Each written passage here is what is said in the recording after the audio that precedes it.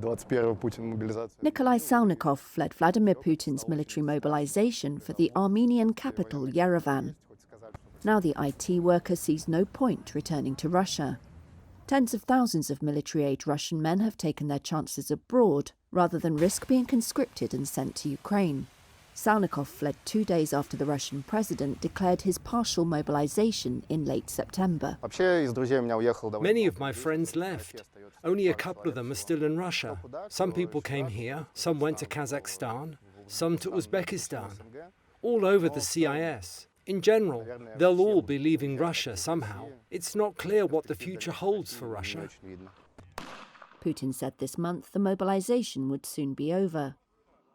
The draft, to cope with a lack of manpower amid a string of defeats in Ukraine, has been unpopular and chaotic.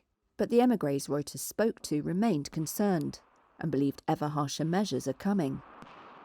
Polina Krasnobayeva, also an IT worker, said ending the draft might usher in calm, but it made little difference.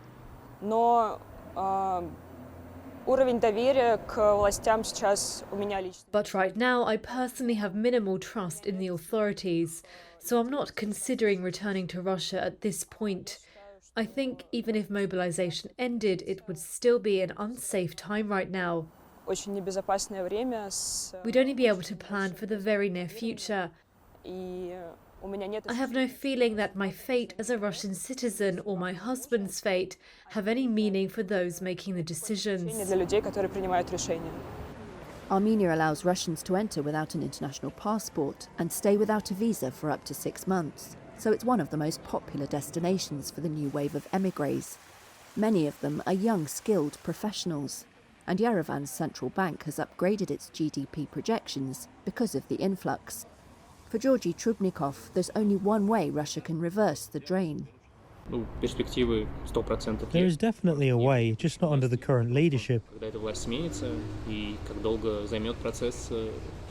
question is when that leadership will change, how long it will take to restore the economy, and whether the new leadership has the will to implement liberal reforms. If it does not happen, we're not interested in returning to Russia. Armenia has not made public how many Russians have arrived, but Kazakhstan and Georgia, also popular destinations, each say they've received tens of thousands of Russians since the draft came in.